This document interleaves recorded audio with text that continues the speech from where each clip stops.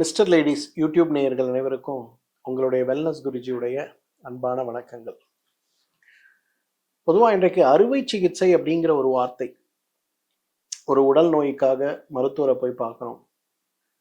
இந்த மருத்துவர் நம்ம கிட்ட பார்க்குறாரு, பார்த்துட்டு மருத்துவ அறிக்கைகளை பார்த்துட்டு பரிசோதனை செய்துட்டு, சார் உங்களுக்கு இந்த மாதிரி ஒரு பிரச்சனை இருக்குது, இந்த பிரச்சனைக்கான தீர்வு வெறும் அறுவை சிகிச்சை தான் அப்படின்னு சொல்லும்போது நம்ம மனதில் ஒரு பெரிய வருத்தமும் பயமும் ஏற்படுவதை பார்க்கிறோம். பெரும்பாலும் நாம் பார்க்கின்ற மருத்துவர்கள் அனைவருமே நவீன மருத்துவம் சார்ந்த மருத்துவர்களாக இருக்கும்போது எந்த மருத்துவரை பார்த்தாலும் ஒரே மாதிரி அறுவை சிகிச்சை தான் தேவைன்னு சொல்லும்போது அறுவை சிகிச்சை செய்து கொள்வதற்கான வசதி வாய்ப்புகள், அதைவிட முக்கியமாக அறுவை சிகிச்சை செய்தால் இந்த நோய் குணமாகுமா ஆகாதாங்கிற உத்தரவாதமற்ற நிலையும் மருத்துவர்களிடம் சொல்லும்போது என்ன பண்றதுன்னு தெரியாம திக்குமுக்காடி கொண்டிருக்கக்கூடியவர்கள் நிறைய பேர் இருக்கிறது பார்க்கணும். பித்தப்பை கற்களாகட்டும், சிறுநீரகத்தில் இருக்கக்கூடிய கற்களாகட்டும், மூல நோயாகட்டும், ஆசனவாய் வீக்கம் மற்றும் வெடிப்புகளாகட்டும், அதைவிட முக்கியமான மோசமான நோய்களில் ஒன்றாக இன்றைக்கு பௌத்திரம்னு சொல்லக்கூடிய ஃபிஸ்டுலா ப்ராப்ளம் மிகப்பெரிய சவாலாக இருக்கிறத பார்க்கணும். முதல்ல பௌத்திரம்னா என்ன அப்படிங்கிறத நம்ம பார்க்கணும். பொதுவாக நம்ம உடம்புல நிறைய தசைகள் இருக்கு இல்லையா, அந்த மாதிரி ஆசனவாய் தசை தான் இந்த உடல்லையே மிக மிக கடினமான உறுதியாக இருக்கக்கூடிய தசைகள்ல ஒன்று. அப்ப இந்த ஆசனவாய் தசை அப்படிங்கிறது ஏன் இவ்வளவு உறுதியான ஒன்று? உள்ள இருக்கக்கூடிய கழிவு அதிக அழுத்தத்தின் போது வெளியில வருவதை நீங்க பார்க்கலாம். அதே போல வெளியிலிருந்து எந்த பொருளுமே உள்ளுக்கு செல்ல முடியாது. திரவமாக இருக்கக்கூடிய மலம் கூட வெளிக்கழிய முடியாமல் சிரமத்தை உண்டாக்கி கொண்டிருப்பதை நம்ம பார்க்கிறோம். அப்ப அந்த அளவுக்கு உறுதியாக இருக்கக்கூடிய தசை சில நேரங்கள்ல அந்த தசையை சுற்றி இருக்கக்கூடிய மற்ற தசைகள்ல உட்புறமாகவோ வெளிப்புறமாகவோ ஏற்படுகின்ற ஒரு காயம் உடல் சூடின் காரணமாக ஆற முடியாத காயமாக மாறி ஒரு குழிப்புண்ணாக, ஒரு கட்டியாக, உட்புறமாக பிரயாணம் செய்யக்கூடிய ஒரு கட்டியாக மாறுகின்ற ஒரு நிகழ்வு இருக்கு இல்லையா, இதுக்கு பேர் தான் பௌத்திரம்னு பேர், ஃபிஸ்டுலான்னு சொல்லுவாங்க. நம்ம ஊர்ல ஒரு பிரச்சனை என்னன்னா, ஆசனவாயில வர்றது மூலமா, பௌத்திரமா, ஆசனவாய் வீக்கமா, ஆசனவாய் வெடிப்பா, இந்த வெடிப்புல இருந்து சீழ் வருதான்னு கூட வெளியில சொல்றதுக்கு கூச்சப்பட்டு ஆணாக இருந்தாலும் பெண்ணாக இருந்தாலுமே எக்ஸாமினேஷனுக்கு ஒத்துழைப்பது அப்படிங்கிறது ரொம்ப கடினமான விஷயமா இருக்கிறத பார்க்க நிறைய பெண்கள் வருவாங்க. சார் எனக்கு பைல்ஸ் சார் அப்படிம்பாங்க. நம்ம கேள்விகள் கேட்போம், மூலம்னா எப்படி இருக்கு, மலம் எப்படி போகுது, ரத்தம் போகுதா, சீழ் போதா, என்ன பிரச்சனை இருக்கு அப்படின்னு எல்லா கேள்விகளும் நம்ம கேட்கும்போது கடைசியாக அவங்கள கேட்கும்போது சொல்லுவாங்க, இல்லைம்மா நீங்க சொல்றதை பார்த்தா உங்களுக்கு மூலம் போல இல்லையே, பௌத்திரம் போல இருக்கேம்மா அப்படின்னு சொல்லிட்டு மருத்துவர்களை கூப்பிட்டு, பெண் மருத்துவர்களை கூப்பிட்டு பரிசோதனை செய்ய சொல்லி பார்க்கும்போது அவங்களுக்கு பெரும்பாலும் மூல நோயாக இல்லாமல் பௌத்திர நோயாக இருக்கிறத நம்ம பார்க்கிறோம். 4 வகையான ஆசனவாய் நோய்களை நம்ம பார்க்கிறோம். முதலாவது மூல நோய், நம்ம எல்லாருக்கும் தெரியும்.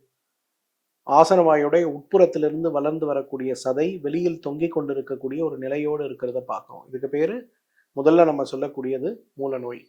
முதல் நிலை மூல நோய், 2ஆம் நிலை மூல நோய், 3ஆம் நிலை, 4ஆம் நிலை, 4 நிலைகள்ல இருக்கிறத நம்ம நிகழ்ச்சியில நிறைய பார்த்திருக்கோம். இது பொதுவாகவே மலம் கழிக்கும் போது ஏற்படுகின்ற வலி, மலம் கழிக்கும் போது ஏற்படுகின்ற இரத்தப்போக்கு, மலம் கழிக்கும் போது ஏற்படுகின்ற ஆசனவாய் எரிச்சல், மலம் கழிக்கும் போது ஏற்படுகின்ற அரிப்பு, மலம் கழித்த பிறகு ஏற்படுகின்ற கடுமையான வலி, மலத்துடன் ரத்தம் போவது, சீழுடன் ரத்தம் போவது, நிறைய நிகழ்வுகள் ஏற்படுறத பார்க்கிறோம். இது மூலத்துடைய அறிகுறி. 2வது முக்கியமான நாம இன்றைக்கு பார்த்து கொண்டிருக்கக்கூடிய தலைப்பு பௌத்திரம், ஃபிஸ்டுலா. ஃபிஸ்டுலா என்ன இருக்கும்? ஆசனவாய்க்கு பக்கத்துல லேசா சின்னதா கட்டி மாதிரி வரும். அந்த கட்டி உடையும், சீழ் வரும், ரத்தம் வரும். கொஞ்ச நாள் ஆகும்போது அது தானாவே மூடிடும். திரும்பவும் சீழ் வரும், ரத்தம் வரும், கட்டி வரும், உடையும் சொல்லி இந்த ப்ராசஸ் அதிகமாயிட்டே இருக்கும். சிலருக்கு ஒரு பக்கத்துல ஆசனவாயில வரக்கூடிய சீழ் இன்னொரு பக்கம் பார்த்தாலும் அதிகமா இருக்கும். அப்ப 2 பக்கமாக வரக்கூடியது, இன்னும் நிறைய ஓட்டைகளோடு வரக்கூடியது, நிறைய வகையான நோய்களோடு போராடக்கூடிய ஒரு நிலை ஃபிஸ்டுலால வரும். ஃபிஸ்டுலா அப்படிங்கிறது நமக்கு இருக்குன்னா, பௌத்திரம் இருக்குன்னா 5 முக்கியமான அறிகுறிகள் நமக்கு இருக்கும். முதலாவது ஆசனவாயை சுற்றி கட்டிகள். இந்த கட்டிகள் உடைந்து சீழ் வரதை பார்க்க முடியும். கட்டிகள் அதிகமாகும் போது காய்ச்சல் ஏற்பட்டு பொறுக்க முடியாத வலி ஏற்படுவதையும் பார்க்க முடியும். இது ஆசனவாயில பௌத்திரம் ஏற்பட்டு இருக்கிறது அப்படின்னு சொல்லக்கூடிய முதல் அறிகுறி. இந்த கட்டி இருக்குன்னு நீங்கள் ஒரு மருத்துவர்கிட்ட போனீங்கன்னா அவங்க என்ன பண்ணுவாங்கன்னா சீவி உள்ளே இருக்கக்கூடிய சீவை எடுத்துட்டு ட்ரெயின் பண்ணி விடுவாங்க. பொதுவாக என்ன ஆகும், இந்த ஃபிஸ்டுலாக்கு முன்னாடி வரக்கூடிய அந்த சிஸ்ட்ன்னு சொல்லக்கூடிய கட்டிகள் ஆப்சஸ்ன்னு சொல்லக்கூடிய ஆனல் ஆப்சஸ்ன்னு சொல்லக்கூடிய கட்டிகளாக இருக்கும்போது கட் பண்ணி விடும்போது சீவு நிறைய வெளியில் வரும். சீவு வெளியில் வந்த பிறகு பார்த்தீங்கன்னா அந்த இடத்துல அந்த காயங்கள் ஆறும்போது சில நேரங்களில் காயங்கள் முழுமையாக ஆறாமல் லேசான காயத்தோடு அந்த ஓப்பனிங் இருக்கிறத பார்க்கலாம். இப்போ டாக்டர்கிட்ட போய் சார் எனக்கு அந்த இடத்துல ஓப்பனிங் இருக்குன்னு திருப்பி சொன்னீங்கன்னா ஸ்கேன் செய்து பார்க்கும்போது அந்த ஓப்பனிங் வெளியில் இருக்கக்கூடிய ஒரு ஓட்டையாக மட்டும் இல்லாமல் உள்ள ஒரு ட்ராக்காகவே ஃபார்ம் ஆகிருக்கிறத பார்க்க முடியும். இதுக்கு பேர் தான் ஃபிஸ்டுலஸ் ட்ராக்னு சொல்லுவோம். பௌத்திர பாதைன்னு சொல்லக்கூடியது அதுதான். இது 2வது அறிகுறி. 3வது அறிகுறி, எல்லா நேரத்திலையும் இந்த பௌத்திரம் பெரிய பௌத்திரமாக இல்லாமல் ஆரம்ப நிலையில பார்த்தோம்னா சில நேரத்தில் கட்டிகள் வரதும் உடையறதையும் அப்புறம் ஆறி போகும். அப்புறம் 1 மாசத்துக்கு நமக்கு ஒன்றும் இருக்காது. திருப்பி லேசாக காய்ச்சல் வரும், கட்டி வரும், உடையும் ஆறும். திரும்ப திரும்ப ஏற்படக்கூடிய சீழ்வடியக்கூடிய நிலை 3வதாக இருக்கிறத பார்க்கலாம். 4வது, இந்த பௌத்திர நோய் இருக்கும்போது ஆசனவாய் கசிவுன்னு சொல்லக்கூடியது இருந்துகிட்டே இருக்கிறத பார்க்க முடியும். நீங்க உள்ளாடை போடுறீங்கன்னா இரவு அங்க உள்ளாடையை நீங்க எடுக்கும்போது அந்த இடத்தை சுத்தி சீழோ ரத்தமோ அல்லது கழிவுகளோ தேங்கி கிடக்கக்கூடிய ஒரு நிலையாக இருப்பது நம்ம பார்க்கிறோம். இது 4வது நிலையாக இருக்கிறத பார்க்கிறோம். 4வது அறிகுறி. பொதுவா மூலத்துல கசிவு வராது, ஆசனவாய் வீக்கத்துல கசிவு வராது, ஆசனவாய் வெடிப்பில் கூட கசிவுகள் பார்க்க முடியாது. ஆனா பௌத்திர நோயில மட்டும் சீழோ ரத்தமோ லேசா நிறம் இருக்கக்கூடிய திரவமோ கசிஞ்சு போயிருக்கிறத பார்க்க முடியும். இது 4வது முக்கியமான அறிகுறி. 5வது அறிகுறி, எப்பொழுதுமே பௌத்திரம் ஏற்படும் போது நீண்ட கால பௌத்திரமாக இருக்கும்போது அக்கல் பகுதிகளிலையும் அதே போல கட்டிகள் வந்து உடைந்து அந்த இடத்துல சின்ன சின்னதா சீழ் வரக்கூடிய கட்டிகளாக மாறி போறதை நம்ம பார்க்க முடியும். இது ரொம்ப முக்கியமானது. இன்னைக்கு நிறைய பெண் குழந்தைகளை நான் பார்க்குறேன், அக்கல்ல இருக்கக்கூடிய சிகிச்சைக்காக வருவாங்க. இந்த குழந்தைகளை ஏமா ஆசன வாயில ஏதாவது இருக்கான்னு கேட்டா இல்லைன்னு சொல்லுவாங்க. எக்ஸாமின் பண்ண சொல்லி பார்த்தா அவங்களுக்கு ஆசன வாயிலையும் பௌத்திரம் இருக்கும். அதே போல பௌத்திரத்தோட வரக்கூடிய பெண்கள் நிறைய பேர் வருவாங்க. அந்த பெண்களுக்கு என்னங்கிறத நம்ம பார்த்து அவங்களோட அக்கல் பகுதியை எக்ஸாமின் பண்ணோம்னா எனக்கு அங்கெல்லாம் ஒன்றும் இல்லைம்பாங்க. அப்புறம் எக்ஸாமின் பண்ணி பார்த்தா அந்த இடத்துல அவங்களுக்கு கட்டிகள் இருப்பதை நம்ம பார்க்க முடியும். பௌத்திர கட்டிகள் அப்படிங்கிறது இன்னைக்கு ரொம்ப கவனத்தோட நான் பார்க்கக்கூடியது. நான் சொன்ன 5 அறிகுறியில 3 அறிகுறி உங்களுக்கு இருந்தாலே நீங்க புரிஞ்சுக்கணும் உங்களுக்கு ஏற்பட்டு இருப்பது பௌத்திர கட்டிகள் அப்படிங்கிறத புரிஞ்சுக்கணும். பௌத்திர கட்டிகள் அது உடைந்து ட்ராக்கா மாறும். இதுல 4 டைப் ஆஃப் ஃபிஸ்டுலாவை நம்ம பார்க்க முடியும். முதலாவது சிம்பிள் ஃபிஸ்டுலான்னு சொல்லுவோம். ஆசனவாயோட ஒரு பகுதியில மேல் பகுதியில இல்லை கீழ்ப்பகுதியில ஏற்படுகின்ற அந்த ட்ராக் உடைந்து போய் லேசான கசிவோடு இருக்கக்கூடிய ஒரு சின்ன விஷயம். இது ஏற்படும் போது பார்த்தீங்கன்னா பெரும்பாலும் நமக்கு பெரிய அளவில் பாதிப்பு இருக்காது. சிலர்லாம் சொல்லுவாங்க சார் எனக்கு 5 வருஷம் ஆசனவாயில் ஃபிஸ்டுலா இருக்கு, 10 வருஷம் இருக்கும்பாங்க. ஆனால் பெருசாக பாதிப்பு இருக்காது. எப்போ ஸ்கேன் பண்ணாலும் 1 சென்டிமீட்டர், அரை சென்டிமீட்டர் அளவுக்கு அகலம், 1 சென்டிமீட்டர் அளவுக்கு நீளம் இருக்கு, வேற ஒன்றுமே இல்லைன்னு சொல்லுவாங்க. இது சிம்பிள் ஃபிஸ்டுலான்னு சொல்லுவாங்க. 2வது ஹார்ஸ் ஷூ ஷேப்டு ஃபிஸ்டுலான்னு சொல்லுவாங்க. ஆசனவாயோட ஒரு பக்கத்தில் ஆரம்பிக்கக்கூடிய ஃபிஸ்டுலா எப்படி குதிரை லாடம் இருக்கோ அதே போல இன்னொரு பக்கம் வர்றதை பார்க்க முடியும். 2 பக்கமும் சீழ்வடியும். ஆசனவாய்க்கு நடுவில் இருக்க பகுதிகளில் தொட முடியாத அளவுக்கு வலி வரும். இதுல என்ன ஒரு பெரிய பிரச்சனைனா இந்த ஹார்ஸ் ஷூ ஷேப் ஃபிஸ்டுலா வரும்போது இதுக்கான ட்ரீட்மெண்ட் வந்து இன்றைக்கு அறுவை சிகிச்சை செய்வதே ரொம்ப கடினமான சிகிச்சை. இயற்கை மருத்துவத்தை மட்டும்தான் அதை குணப்படுத்த முடியும். அதுதான் இதோட ஒரு ஸ்பெஷாலிட்டி. 3வது நம்ம பார்க்கறது இன்ஃபெக்ஷியஸ் ஃபிஸ்டுலான்னு சொல்லுவோம். அதாவது ஆசனவாய்க்கும் சிறுநீர் போகின்ற பாதைக்கும் நடுவில் இந்த ஃபிஸ்டுலா ஃபார்ம் ஆகும்போது ஆசனவாயும் சிறுநீர் பையும் ஓட்டை போடக்கூடிய அளவுக்கு வளரக்கூடிய ஃபிஸ்டுலாவாக மாறும்போது நீங்கள் சிறுநீர் கழிக்கும் போது உங்கள் சிறுநீர் மலம் கழிந்து வெளியேறுவதை பார்க்க முடியும். அதே போல் நீங்கள் மலம் கழிக்கும் போது உங்களோட சிறுநீர் அந்த வழியாக போய் கடுமையான துர்நாற்றத்தோடு இருக்கக்கூடிய கசிவுகள் வந்து மிகப்பெரிய பாதிப்பை ஏற்படுத்தி விடுவதை பார்க்க முடியும். இது இன்ஃபெக்ஷியஸ் ஃபிஸ்டுலான்னு சொல்லுவாங்க, 3வது வகை. இதுதான் இன்றைக்கு ரொம்ப சிரமப்பட்டு குணப்படுத்த வேண்டிய ஒரு பௌத்திரத்தில் ஒன்று. பெண்களுக்கு துரதிருஷ்டவசமாக அதிகமாக ஏற்படக்கூடிய பௌத்திரத்தில் இது ஒன்று. 4வது ஃபிஸ்டுலா காம்ப்ளெக்ஸ் ஃபிஸ்டுலான்னு சொல்லுவோம். பிட்டத்துடைய இந்த பக்கத்தில் வந்து ஒரு 10 ஓட்டை, பிட்டத்துடைய இந்த பக்கத்தில் ஒரு 10 ஓட்டை. எப்படி இருக்கும்? ஒரு சிலந்தி வலை இருக்கு இல்லையா, அந்த சிலந்தி வலை மாதிரி 2 பக்கத்துலையும் இருக்கக்கூடிய ஓட்டைகளோடு பெரிய அளவில் பாதிப்பை உருவாக்கி இருக்கக்கூடிய அளவுக்கு மாறக்கூடிய ஒரு பௌத்திரம் தான் காம்ப்ளெக்ஸ் ஃபிஸ்டுலான்னு சொல்லுவோம். ஸ்கேனே பண்ண முடியாது. நீங்கள் ஒரு எம்ஆர்ஐயில் போய் படுத்தீங்கன்னா அது எம்ஆர்ஐ வந்து பிட்டத்தை ஸ்கேன் பண்ணும்போது பார்த்தீங்கன்னா ஓட்டையாக இருக்கும், ட்ராக்காக இருக்கும். காம்ப்ளெக்ஸ் ஃபிஸ்டுலான்னு சொல்லுவோம். இந்த 4 வகையான ஃபிஸ்டுலாக்களுமே இன்றைக்கு பெரும்பாலும் சிகிச்சை அப்படின்னா ஆப்ரேஷன் தான் தீர்வு அப்படின்னு சொல்லப்படுறதை பார்க்குறோம். ஆனால் அப்படி ஒன்றும் கிடையாது. அறுவை சிகிச்சை இல்லாமலேயே இன்றைக்கு பௌத்திர நோயை குணமாக்குவதற்கு நிறைய வழிகள் இருக்கு. இந்த பௌத்திரத்தை நம்ம சரியா கவனிச்சுக்கலன்னா என்ன ஆகும்? இன்றைக்கு ஆசன வாய் சார்ந்த புற்றுநோய் ஏற்படுவதற்கு முதல் 10 காரணங்கள்ல பார்த்தோம்னா அந்த முதல் 5 காரணங்கள்ல இருக்கக்கூடிய ஒரு காரணமாக இன்றைக்கு பௌத்திரம் இருக்கிறத பார்க்கணும். என்னோட அனுபவத்துல ஆசன வாய் சார்ந்த நோய்கள் இருக்கக்கூடியவர்களை பார்க்கும்போது, ஆசன வாய் சார்ந்த நோய்களோடு போராடி கொண்டிருப்பவர்களை நாம் பார்க்கும்போது, புற்றுநோயோடு போராடி கொண்டிருப்பவர்களுடைய மெடிக்கல் ஹிஸ்டரி எடுத்து நம்ம பார்த்தோம்னா அதுல ஃபிஸ்டுலா வந்திருந்தது, குணமாச்சு. ஃபிஸ்டுலா வந்தது, ட்ரீட்மெண்ட் எடுக்கல, 10 வருஷமா ஃபிஸ்டுலா இருக்கு, 7 வருஷமா ஃபிஸ்டுலா இருக்கு, எனக்கு அது எதுவும் தொந்தரவு பண்ணலை, நான் அதை கவனிக்கலன்னு சொல்லக்கூடிய நிறைய பேரை பார்க்குறேன். மூலத்தோடு கூட நீங்க 30 வருடம் வாழ்ந்து விடலாங்க. ஆனா பௌத்திரத்தோடு 6 மாதம் 1 வருடம் கூட வாழக்கூடாது. ஏனால் இன்றைக்கு புற்றுநோய் ஏற்படுவதற்கு மிகப்பெரிய காரணங்களில் ஒரு காரணமாக ஆசனவாய் புற்றுநோய்க்கு அடிப்படை காரணமாக இருப்பது எதுன்னு பார்த்தீங்கன்னா பௌத்திரம் தான். அதனால கொஞ்சம் கவனத்தோடு இதை கையாள முடியுமா அப்படிங்கிறத பாருங்க. பௌத்திர நோய் வந்துருச்சு சார், பௌத்திர நோயை நாங்க எப்படி குணப்படுத்துறது? 5 அழகான வழிகள் நான் சொல்லி கொடுக்குறேன் பௌத்திரத்தை குணப்படுத்த, அறுவை சிகிச்சையே இல்லாமல் குணப்படுத்த. முதல்ல நம்ம பண்ண வேண்டியது கழிவு நீக்கம் தாங்க, டீடாக்ஸ் தான். எல்லாரும் கேட்பாங்க, சார் என்ன சார் நீங்க டாபிக் ஆரம்பிச்சாலே டீடாக்ஸ்ன்னு சொல்றீங்களே சார். ஒரு இடத்துல ஒரு நோய் உருவாகுது அப்படின்னா அந்த நோயுடைய தாக்கத்தை குறைக்கணும்னா அந்த இடத்தில் இருக்கக்கூடிய கழிவுகளுடைய தேக்கத்தை முதல்ல நம்ம வெளியில அனுப்பணும். நம்ம வீடு இருக்கு, ஒரு நாய் வந்து ஒரு இடத்துல அசிங்கம் பண்ணுச்சு, நீங்க என்ன பண்ணுவீங்க? அதை சுத்தப்படுத்துவீங்களா இல்ல அந்த இடத்துல பெர்ஃப்யூம் போடுவீங்களா? இன்னைக்கு நம்ம பண்ணக்கூடிய ஆப்ரேஷன்ஸ், நம்ம செய்யக்கூடிய சில வகையான சிகிச்சைகள் எல்லாமே பர்ஃப்யூம் போடுற மாதிரி தான். டீடாக்ஸ் மட்டும்தான் அந்த அசிங்கத்தை, அந்த அழுக்கை நீக்கக்கூடிய அளவுக்கு பலம் வாய்ந்தது. அப்ப வீட்டுக்குள்ள இருக்கக்கூடிய நாயுடைய அழுக்கை நீங்க நீக்கினீங்கன்னா வீடு எப்படி சுத்தமாகி பார்ப்பதற்கும் இருப்பதற்கும் உள்ள உகந்த இடமாக மாறுகிறதோ அதே போல நம்முடைய பௌத்திரத்தில் உருவாக்கக்கூடிய காரணியாக இருக்கக்கூடிய கழிவுகள் உடலை விட்டு வெளியேற்றப்படும் போது பௌத்திரம் ரொம்ப அழகா மாறுவதை பார்க்கலாம். நம்முடைய வேளச்சேரி மருத்துவமனையில ஒரு ஒரு பேஷண்ட் வந்தார், ஒரு சாஃப்ட்வேர் இன்ஜினியர், 28 இயர்ஸ் ஓல்டு. இந்த பௌத்திர நோய்க்காக வந்தார். அவரோட ரிப்போர்ட்ஸ் எல்லாம் பார்க்கும்போது சிம்பிள் ஃபிஸ்டுலா, 4.3 சென்டிமீட்டர் அளவுக்கு நீளமும் 2.2 மில்லிமீட்டர் அளவு அகலமாக இருக்கக்கூடியது இடது பிட்ட பகுதியில் வந்திருக்கு. அவர் வழக்கம் போல மருத்துவரை பார்த்துருக்காரு, மருத்துவர்கள்லாம் ஆப்ரேஷன் பண்ணணும்னு சொல்லியிருக்காங்க.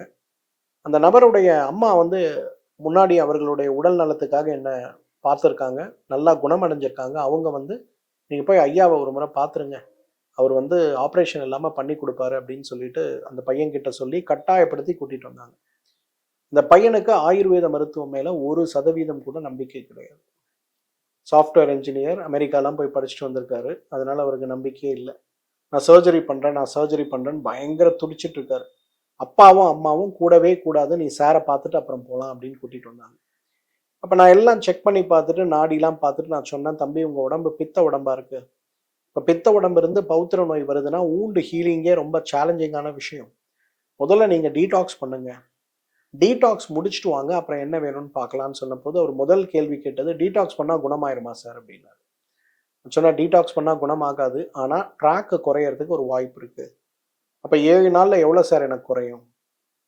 நான் சொன்னேன், அதை நான் சொல்ல முடியாதுப்பா, உடம்பு உங்களுக்கு பித்த உடம்பு, அதனால நீங்கள் டீடாக்ஸ் முடிச்சுட்டு ஸ்கேன் பண்ணிட்டு வாங்க அப்படின்னு அரை மனதோடு தாய் தந்தையருடைய ஒரு வற்புறுத்ததுனால சரின்னு போனார். டீடாக்ஸ் முடிச்சுட்டு வந்து அவர் ஸ்கேன் காட்டும்போது அவரோட ட்ராக்கோட லென்த்து வெறும் 3.4 சென்டிமீட்டர் நீளமும் 1.4 மில்லிமீட்டர் அகலமும் இருந்தது. அவருக்கு ரொம்ப பெரிய அதிர்ச்சி, எப்படி வந்து இது குணமாச்சு? ஒரு இடத்துல நோய் ஏற்படுது அப்படின்னா அந்த இடத்துல இருக்கக்கூடிய இன்ஃப்ளமேஷனை நம்ம குறைக்க ஆரம்பிச்சோம்னா அந்த இடத்துல இருக்கக்கூடிய காயத்தை ஆற்றக்கூடிய சக்தி உடல் கொண்டிருக்கிறது. அந்த உடல் கொண்டிருக்கக்கூடிய சக்தி நம்ம அதற்கு தேவையான உதவிகளை மட்டும் செய்தாலே போதும், வேகமாக குணமாகிவிடும் அப்படிங்கிறது தான் நிதர்சனமான உண்மை. அந்த வகையில மிக வேகமாக அந்த இடத்தில் இருக்கக்கூடிய காயற்று வெறும் 1 வார கால டீடாக்ஸிலேயே குறைய ஆரம்பித்தது நம்ம பார்த்தோம். Still is under treatment, but is doing better. இதுதான் இன்னைக்கு நம்ம எல்லாருக்கும் தேவை. ஸோ டீடாக்ஸ் செஞ்சா உடனே பௌத்திரம் குறையுமா? குறையாது. ஆனா பவித்திரத்துடைய வீரியம் குறையறதும், அதுல இருந்து சீழ் வடிவது குறைவதும், இரத்த கசிவு ஏற்படுவது குறைவதும், அதை விட முக்கியமாக இன்றைக்கு அந்த ஹீலிங் பாத்துக்கு நம்ம உடம்ப கொண்டு போறதுக்கு டீடாக்ஸ் ரொம்ப அடிப்படை. 6 நாளைக்கு நெய் மருந்து ரொம்ப அவசியம். பொதுவா வாதம், பித்தம், கபம் சார்ந்த 3 ஃபிஸ்டுலாக்களை நம்ம பார்க்கிறோம். வாதம் சார்ந்த ஃபிஸ்டுலாங்கிறது ட்ரை ட்ராக்கா இருக்கும். எப்பவுமே அதுல சீழ் வராது. ஆனா காயம் இருக்கும், குத்தல் வலி இருக்கும், காய்ச்சல் இருக்கும். படாத பாடுத்து எடுக்கக்கூடிய ஒன்று எதுன்னு பார்த்தீங்கன்னா அதுதான் வாதம் சார்ந்த ஃபிஸ்டுலா. பித்தம் சார்ந்த ஃபிஸ்டுலா 24 மணி நேரமும் குழாவை திறந்து விட்டது போல ஷீயும் தண்ணியும் வளர்ந்துகிட்டே இருக்கிறத பார்க்க முடியும். பித்தம் சார்ந்த ஃபிஸ்டுலா தான் இந்த ஹார்ஷூ ஷேப்டு ஃபிஸ்டுலா. அதே போல இந்த காம்ப்ளெக்ஸ் ஃபிஸ்டுலா, இன்ஃபெக்ஷியஸ் ஃபிஸ்டுலா, இது எல்லாமே பித்தம் சார்ந்த ஃபிஸ்டுலாக்கள் தான். கபம் சார்ந்த ஃபிஸ்டுலா அப்படிங்கிறது பெரும்பாலும் டீப் ரூட்டடா இருக்கிறத பார்க்க முடியும். 5 சென்டிமீட்டர் 6 சென்டிமீட்டர் அளவுக்கு நீளம் கொண்டிருக்கக்கூடிய ஸ்ட்ரெயிட் பாத், கன்சிஸ்டண்டா வேகமா இல்லாம 3 வருஷம் 5 வருஷம் 7 வருஷத்துல கொஞ்சம் கொஞ்சமா பெரிதாகக்கூடிய ஃபிஸ்டுலா அப்படின்னு வரும்போது அதற்கு நிச்சயமாக இந்த கபம் சார்ந்த காரணிகள் இருக்கிறத பார்க்கணும். அப்ப டீடாக்ஸ் பண்ணும்போது முதல்ல நம்ம செய்யறது இந்த வாதமா பித்தமா கபமாங்கிறத அண்டர்ஸ்டாண்ட் பண்ணிட்டு அதுக்கு ஏத்தாற் போல வாத சமனி, பித்த சமனி, கப சமனி சார்ந்த நெய் மருந்துகளை எடுத்து அந்த நெய் மருந்துகளை முதல் நாள் 30 மில்லி, அடுத்து 45, அடுத்து 60, அடுத்து 75, அடுத்து 90, கடைசியாக 105 6ஆம் நாள் கொடுத்து 7ஆம் நாள் பேதிக்கு மருந்து எடுத்து 8ஆம் நாள் உணவு முறை என்ன சாப்பிடணும் சாப்பிடக்கூடாதுங்கிறத சொல்லி கொடுத்து 9ஆவது நாள் நம்ம ஸ்கேன் பண்ணி பார்த்தோம்னா ஒரு அடிப்படையாக இருக்கக்கூடிய ஃபிஸ்டுலாவுடைய வேகம் குறைந்து போயிருக்கிறதும் சில நேரங்கள்ல அதோடைய அளவீடுகளே மிகப்பெரிய அளவுல குறைந்து போயிருப்பதையும் பார்க்க முடியும். அந்த அளவுக்கு நமக்கு உதவி செய்யக்கூடிய அடிப்படை மருந்துகள்ல முதல் மருந்தாக நாம் பார்க்கக்கூடியது டீடாக்ஸ் தாங்க. 2வது மாசிக்காய். மாசிக்காய்க்கு மேஜிக் நட்டுன்னு பேரு தெரியுமா? ஏன் தெரியுமா அதுக்கு மேஜிக் நட்டுன்னு பேரு? 2ஆம் உலகப் போர், முதல் உலகப் போர் நடைபெற்ற போது உண்மையிலே உயிரிழப்பு ஏற்படுவதற்கான காரணமாக இருந்தது எது தெரியுமா? இரத்தப்போக்கு தான். அந்த காலத்துல கத்தியில எடுத்துப்பாங்க, சுட்டு தள்ளுவாங்க, எல்லாம் பண்ணுவாங்க. ஆனா ஏதோ ஒரு இடத்தில் படக்கூடிய சிறிய ஒரு அயன் பால் இன்றைக்கு நம்மளுடைய உயிரை பாதிக்கக்கூடிய அளவுக்கு மாற்றத்தை ஏற்படுத்துமா? ஏற்படுத்தாது. ஆனால் இந்த அயன் பால் நம்ம உடம்புல துளைக்கும் போது ஏற்படுகின்ற இரத்தப்போக்கு மிகப்பெரிய அளவுல உயிரிழப்பை ஏற்படுத்தியது. இப்ப இந்த உயிரிழப்பை எப்படி தடுக்க முடியும் அப்படின்னு ஒரு பிரிட்டிஷ்காரர், அவருக்கு ரொம்ப கவலை. ஏன்னா ஒருவேளை அந்த போர் வேறு விதமாக போனால் நம்ம என்ன பண்ண போறோங்கிற கவலையில இருந்த போது உயிர் வேகமாக இழக்கக்கூடிய நிலையை உருவாக்கி கொண்டிருக்கக்கூடிய இரத்தப்போக்கை எவ்வாறு சரி செய்ய முடியும்னு தமிழ்நாட்டில் கரூர் பகுதியில் இருக்கக்கூடிய ஒரு மருத்துவரை சந்தித்து அவரிடம் கேட்கும்போது அவர் பரிந்துரைத்த மருந்து தான் இந்த மாசிக்காய். இந்த மாசிக்காய்க்கு மேஜிக் நட்டுன்னு ஏன் பேர் வந்தது? ஏன்னா ரத்தம் எங்க உதிரப்போக்கு இருந்தாலும் மாசிக்காவை சுட்டு எடுக்கக்கூடிய சாம்பல் அந்த இடத்துல வச்சிங்கன்னா ஹீமோஃபீலியான்னு சொல்லக்கூடிய ரத்த உறைதல் நோய் அற்ற, அதாவது ரத்த உறைதல் சக்தியற்று இருக்கக்கூடிய நோய், அவங்களுக்கெல்லாம் காலில் அடிபட்டது, கையில் அடிபட்டது, பல்லு புடுங்குறோம், ரத்தம் வருதுன்னா அந்த ரத்தத்தை நிறுத்த முடியாது, அப்படியே உயிர் போயிடும். அந்த மாதிரி இருக்கக்கூடிய கடுமையாக இருக்கக்கூடிய நோய்களை கூட குறைக்கக்கூடிய அளவுக்கு உதவி செய்யக்கூடிய சிறந்த மருந்தாக இருந்தது மாசிக்காய். அதனாலதான் அதுக்கு பேரு மேஜிக் நட். உடம்புல காயம் பட்டதுன்னா மாசிக்காவை எடுத்து ஒரு இடத்துல அந்த இடத்துல வச்சு அழுத்தி பிடிச்சிங்கன்னா 2 நிமிஷத்துல ரத்தம் போறது நின்று போய் விடுறதை பார்க்க முடியும். அப்ப இந்த பௌத்திர நோய்க்கு அது எப்படி உதவாகுது அப்படின்னு பாத்தீங்கன்னா, நல்லா 1 லிட்டர் தண்ணி எடுத்து அதுல 20 கிராம் அளவுக்கு மாசிக்காய் போடுங்க, நல்லா கொதிக்க வைங்க, 1/2 லிட்டரா குறைங்க. சிட்ஸ் பாத் டப்னு மெடிக்கல் ஷாப்ல கேட்டா சின்னதா ஒரு தட்டு போல கொடுப்பாங்க. அதுல இந்த கஷாயத்தை நிரப்பி பொறுக்கின்ற சூடில் அமர்ந்தோம் அப்படின்னாலே உங்களுக்கு உள்ள இருக்கக்கூடிய பஸ் டெட் டிஷ்யூஸ் சக் பண்ணி எடுக்கிற மாதிரி எடுத்து அந்த காயங்கள் புதிதான காயங்களாக, புதிதான திசுக்களோடு உருவாகக்கூடிய காயங்களாக மாறும்போது பெரிய மாற்றம் ஏற்பட்டு விடுவதை பார்க்க முடியும். அவ்வளவு சிறப்பான ஒரு சிறந்த மருந்து பௌத்திர நோய். வெளிப்புற சிகிச்சையிலேயே மாற்றம் கொடுக்கக்கூடிய நோய் எதுன்னு பார்த்தீங்கன்னா, மருந்து எதுன்னு பார்த்தீங்கன்னா இந்த மாசிக்காவை நம்ம சொல்லலாம். எவ்வாறு இன்றைக்கு டீடாக்ஸ் பௌத்திர நோயை முற்றிலுமாக குணமாக்கக்கூடிய சிறந்த சிகிச்சையோ அதே போல வெளிப்புறமாக இருந்தே பௌத்திர நோயுடைய தீவிரத்தை குறைக்க சிறந்த மருந்து எதுனா மாசிக்காய். மூன்றாவது, இன்றைக்கு பௌத்திர நோய் நம்ம எல்லாருக்கும் ஏற்பட்டு இருப்பதற்கான காரணமே உடலுடைய நோய் எதிர்ப்பு சக்தி குறைபாடும் உடலுடைய ஒவ்வாமை தன்மை அதிகமாகி விடுவதும் தான். பொதுவா உடலுடைய நோய் எதிர்ப்பு சக்தி அப்படிங்கிறது நாம் கட்டுப்படுத்தக்கூடிய அளவில் இருந்தாலும் கூட நமக்கு தொற்றுக்கள் ஏற்படாத வகையில நிறைய நல்ல மாற்றங்களை கொடுக்கக்கூடியதாக இருந்தாலும் கூட இன்றைக்கு நமக்கு நேரடியாக இல்லை என்றாலும் மறைமுகமாக ஏற்படக்கூடிய நோய்களுடைய தன்மை, குறிப்பாக நம்ம நோய் எதிர்ப்பு சக்தி இல்லாம வைரல் தொற்றுக்களால் ஏற்படுகின்ற தன்மை ஏற்படும் போது, பாக்டீரியல் இன்ஃபெக்ஷனால ஏற்படுகின்ற தொற்றுக்களுடைய தன்மை ஏற்படும் போது நமக்கு உதவக்கூடிய மிகப்பெரிய அருமருந்து எது தெரியுமா? மஞ்சள். இன்னைக்கு ஒரு தேக்கரண்டி மஞ்சள் எடுத்துட்டு அரை தேக்கரண்டி மிளகு தூள் சேர்த்து சிறிதளவு தேன் கலந்து அதை குழைத்து நாம் சாப்பிட ஆரம்பிக்கும் போது இந்த பிரச்சனையினால் இருக்கக்கூடிய பௌத்திரத்தால் ஏற்படக்கூடிய ஆறாத புண்களும் குழிப்புண்களும் ஓட்டை புண்களும் கொஞ்சம் கொஞ்சமாக மாறிக்கொண்டு வருவதை பார்க்கலாம். நிறைய இடங்கள்ல இன்றைக்கு நம்ம பார்க்கிறோம். ஒரு முறை போறோம், டாக்டரை பார்க்குறோம், ஆப்ரேஷன் பண்ணோம்னு சொல்றாரு, ஆப்ரேஷன் பண்ணிக்கிறோம். ஆப்ரேஷன் முடிச்சுட்டு திருப்பி வந்தா 2 மாசத்துல திரும்பவும் அங்க ட்ராக் ஃபார்ம் ஆயிருக்கும். திருப்பி டாக்டர் போய் பார்த்தா செகண்டரி ட்ராக் ஃபார்ம் ஆயிருக்கு, இன்னொரு சர்ஜரி பண்ணணும்.